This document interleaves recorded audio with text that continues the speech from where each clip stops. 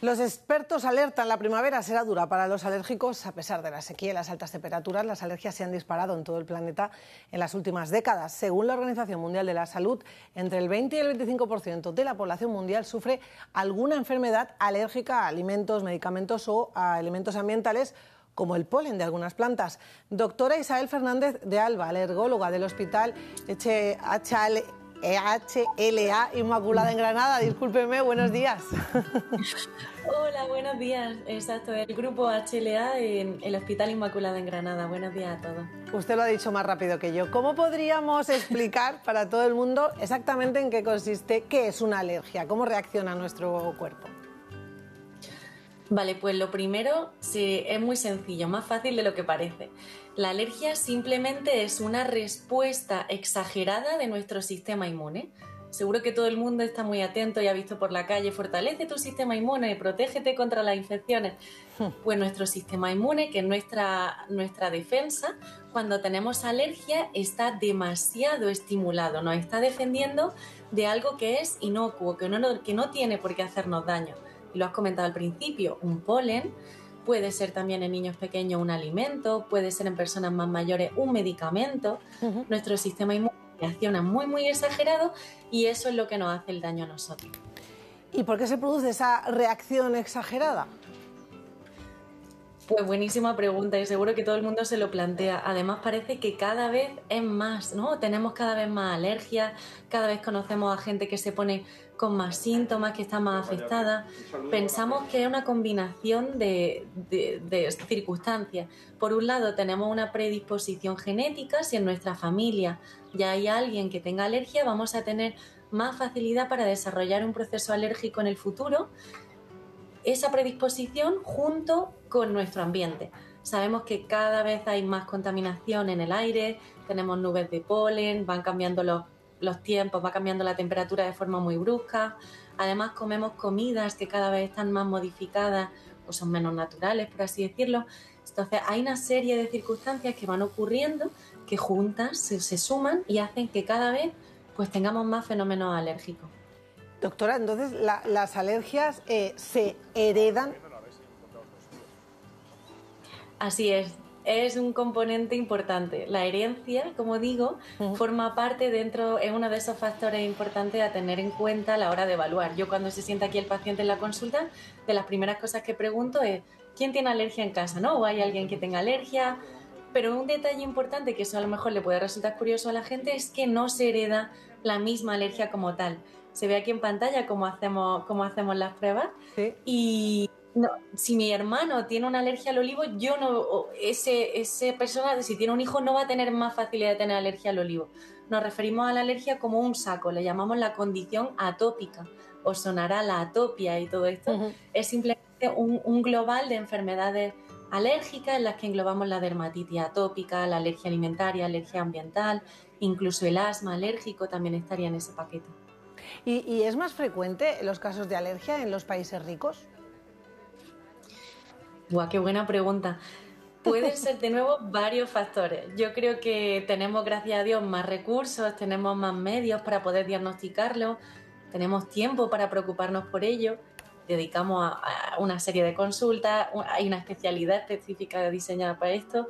Pero es que además yo creo que si volvemos a la primera pregunta del sistema inmune, que nos estaba defendiendo de cosas que no debía defendernos, pues podemos pensar que nuestro sistema inmune, en este primer mundo tan limpio que tenemos, en lo cual hasta el chupete está desinfectado, los niños ya no juegan tanto con la tierra, o incluso en el periodo de COVID estábamos completamente aislados y no teníamos contacto con otras personas, pues pensamos que quizá, de una forma muy mal dicha, pero para que me entendáis, este sistema inmune en este primer mundo o en el mundo más desarrollado, ese sistema inmune se vuelve un poco perezoso o se confunde. En vez de defendernos de una tuberculosis, que sería algo gravísimo, de una malaria, o de defendernos de las infecciones que tenemos todos los días, nos defiende de cosas que no debería. Pues un polen, nos defiende del huevo o de distintas alergias que podemos tener.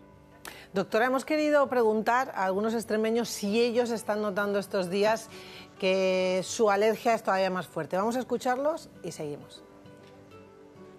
Yo noto que hay mucho más polen y que estoy muchísimo más congestionada. Picor de nariz, me pican los ojos, básicamente eso. Congestión, sí, sobre todo por el día es horrible y con la calor más todavía, es como que te agota más. Yo he estado casi 3 años dentro de casa sin poder salir, porque no podía respirar y tosía muchísimo y me asfixiaba. Así que es complicado, ¿eh? Hay veces que a ciertas horas no puedes salir. Procuro evitar el pasar por Cánovas, aunque ahora, bueno, y no salir al campo. Evitar a los enemigos, vaya. Evitar a los enemigos, nos decían. Doctora, ¿este año las alergias van a ser más fuertes? Bueno, precisamente en Extremadura se hizo una previsión por parte de nuestra sociedad, la Sociedad Española de Alergología, y se ha previsto que precisamente en esta región sea una primavera que llamamos intensa. Se le ha calificado como muy intensa cuando los granos de polen están en 7.000, en 12.000 granos de polen se prevé que se pueda alcanzar.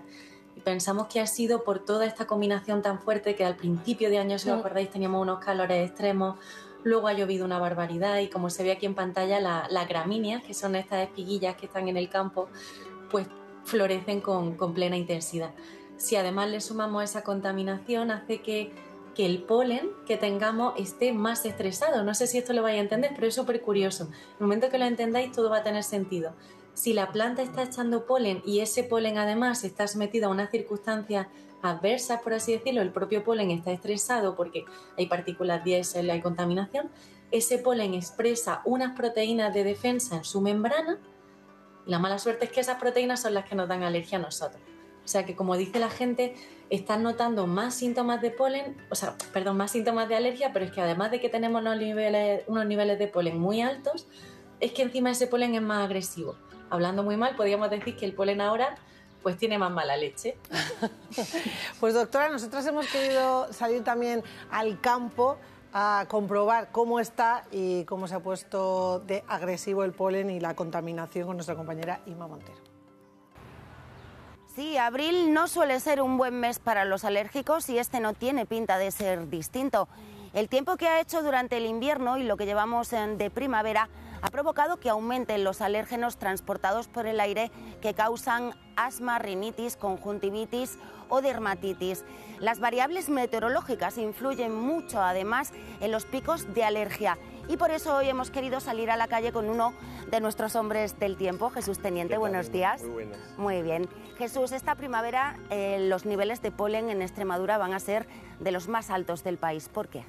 Sí, están siendo ya desde hace tiempo, Inma, pues más que nada porque venimos de un invierno que fue más bien suave en cuanto a temperaturas y llovió. En parte del invierno llovió en muchas zonas de la región y luego ha llegado la primavera que se ha mantenido con unas temperaturas más bien suaves también, porque marzo ha sido así, pero encima ha seguido siendo muy lluviosa, lo hemos comprobado estas últimas semanas. Entonces, todo esto junto con otras variables que ya no nos metemos a fondo, pero han provocado que la floración en Extremadura, que normalmente es alta, este año haya sido todavía más, y esto favorece pues que los niveles de polen que generan estén muy altos. Tenemos muchísima floración por todos los sitios. Las altas temperaturas hacen que se adelante la floración, pero también puede acortar los periodos alérgicos. Cuéntanos por qué. Pues fíjate, tenemos ahora el ejemplo perfecto porque es cierto que las plantas, las herbáceas, las forestales necesitan calor para florecer, es lo que a ellas les despierta, ¿no? Pero ellos tienen un umbral, depende de la especie, obviamente, tienen un umbral de emitir ese polen o de más actividad. Si ocurre lo que ha pasado estos días, que estamos en temperaturas muy anómalas, muy altas para esta época y para ellas, no es que dejen de producir, pero no tienen la misma actividad. Es como nosotros en verano, ¿no? Que algunas personas nos aletargamos debido a esas altas temperaturas y nuestra actividad baja. Pues a las flores les pasa un poco lo mismo. Eso hace no que deje de haber polen, pero sí que se acorte ese periodo de polinización y por lo tanto los alérgicos en ese sentido salen ganando. ¿Y el viento, Jesús? ¿Qué papel juega el viento para los alérgicos? ¿Es mejor o peor que haya viento? El caso del viento es que juega un poco al despiste, Inma, porque es cierto que si hace un viento fuertecito o moderado, ayuda a limpiar el ambiente, ¿no? Esto es de lógica, si hay suciedad y llega el viento, pues se la lleva. Pero ocurre que antes de llevársela, ese viento está revolviendo el polen, está revolviendo todo ese polvo que tenemos de las plantas o en suspensión, por llamarlo polvo. Entonces ahí los alérgicos se resienten mucho. Y luego está el viento suave, como el que hace hoy, por ejemplo, que vemos moverse las hojas. Hoy es un día malo, porque solo esta brisa ayuda a mover todo y los alérgicos se ven muy afectados. Entonces el viento limpia, pero no del todo. ¿Y la lluvia puede ayudar que llueva, no sé, se me ocurre un par de días esta semana a que bajen los niveles de polen y aliviar un poquito a los alérgicos? Sí, de hecho, mira, estamos en primavera y al igual que tenemos estos periodos de calor, aunque esto ha sido atípico, pueden venir 2 o 3 días de tormentas, por ejemplo, que según las previsiones a lo mejor a partir de jueves pues se revuelve un poco el tiempo esta semana y caen algunas tormentas y llueve en algunas zonas de Extremadura. Eso sí que ayuda a aplacar, eso sí que limpia, además eso lo lleva todo al suelo. Pero claro, se queda ahí. A los 2 días, en cuanto llega otra vez algo de viento, lo levanta. Pero es verdad que aplaca, que suaviza mucho y que calma mucho a las personas que son alérgicas. ¿Y cuáles son las alergias prevalentes aquí en Extremadura en función del tipo de vegetación que tenemos? Esa pregunta, Inma, es un poco amplia porque lo de la primavera en Extremadura es una verbena. Tenemos aquí un montonazo de especies. Fíjate, una por empezar de alguna forma, de las principales o de las primeras son las cupresáceas, los cipreses que todos los conocemos. Si nos fijamos allá por marzo tienen esas bolitas que si le hacemos así, por curiosidad, pues es que sale el polvo, o sea, es que lo estamos viendo. Esas empiezan a ser de las primeras que este año, como todo, se ha adelantado. Pero luego las gramíneas este año han estado muy altas, ahora ya están siendo niveles más bajos, pero han estado muy altas por esa floración, si es que vemos los campos llenos en parte de eso, aparte de otras especies, no solo las herbáceas.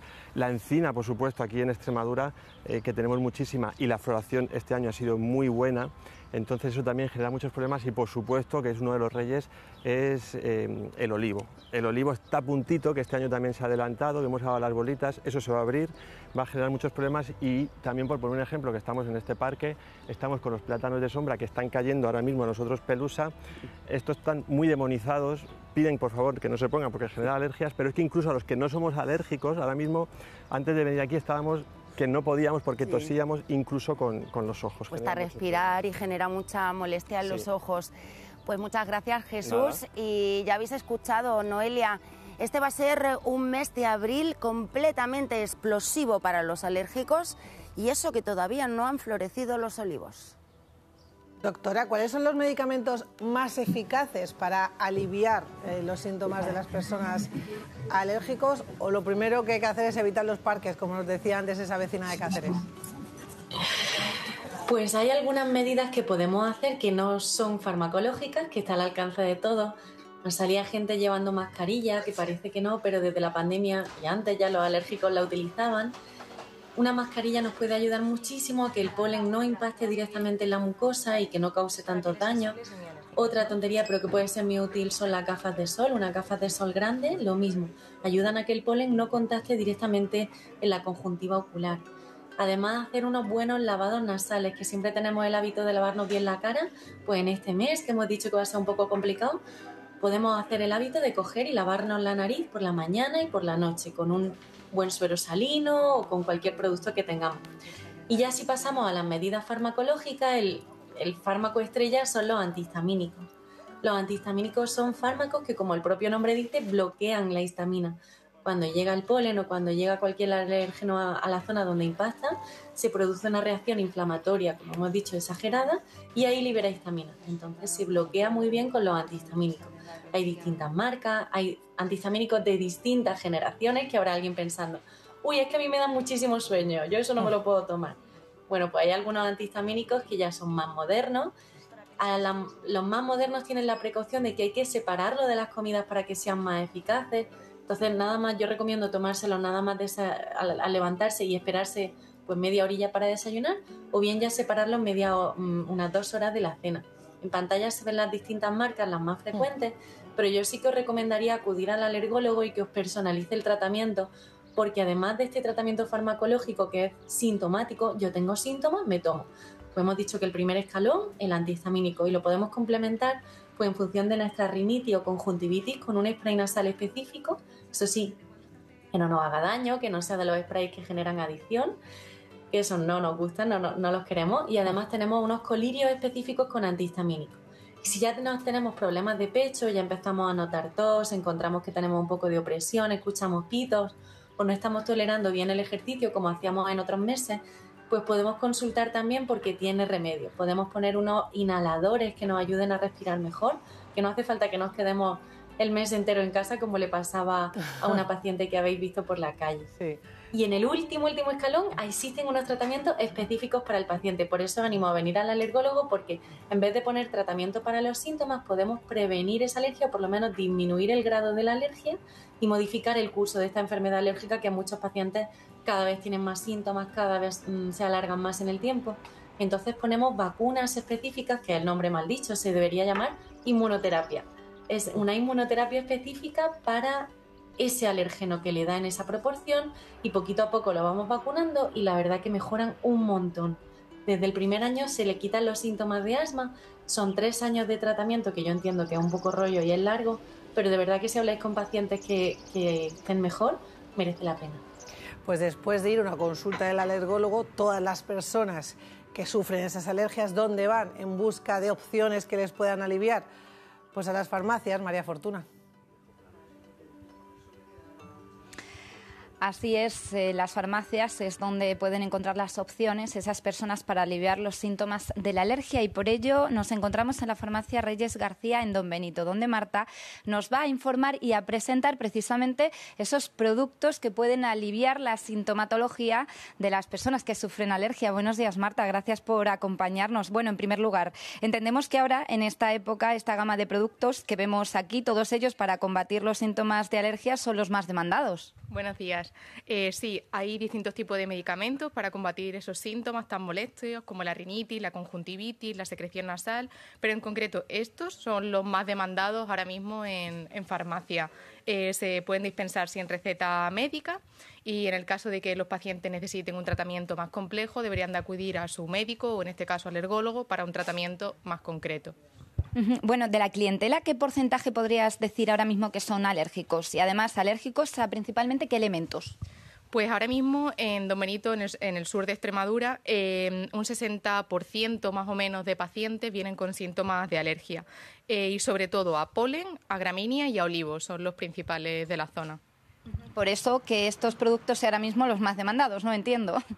Sí, así es. Hay distintas presentaciones en comprimidos, colirios monodosis para síntomas puntuales, multidosis para aplicarlos continuamente y hay diferentes formatos, todos ellos derivados antihistamínicos que combinan vasoconstrictores o no para esa secreción tan molesta de la nariz. Cuéntanos un poco más de ellos. ¿Cuáles son los más utilizados y para qué sirven cada uno? Pues habitualmente los dos más frecuentes son estos, que se utilizan para combatir todo tipo de síntomas para mayores de 12 años y se tomaría un comprimido al día, preferiblemente por la mañana. Al margen también hay colirio, que lo mencionaba antes, para todos esos síntomas de lagrimeo continuo en distintos formatos. Y hay otros más naturales con derivados de camomila para pacientes que tengan cierta molestia pero que no estén seguros si son alérgicos o no. Además vemos ahí unos filtros nasales que aunque no son tan conocidos, lo cierto es que alivian bastante. Sí, ahora los filtros nasales son muy demandados, consisten en unos dilatadores que se introducen en los orificios nasales, hay de diferentes tallas y se colocan unos filtros para evitar la entrada de polen, ácaros, pelos de animal, cualquier tipo de contaminación que pueda provocar esos síntomas tan molestos. Pues muchísimas gracias por atendernos, Marta, y por toda la información que nos acabas de dar, sobre todo para esas personas que, como decimos, sufren en esta época sintomatología de alergia.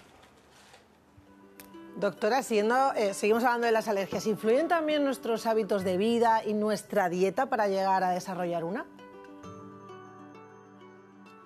Pues es una pregunta un poco difícil. Ahora mismo la evidencia científica al respecto de eso no está del todo clara. No hay una postura muy definida de lo que sí está claro, pero no es una alergia directamente, por ejemplo, en las urticarias, que 1 de cada 5 españoles está sufriendo urticaria aguda.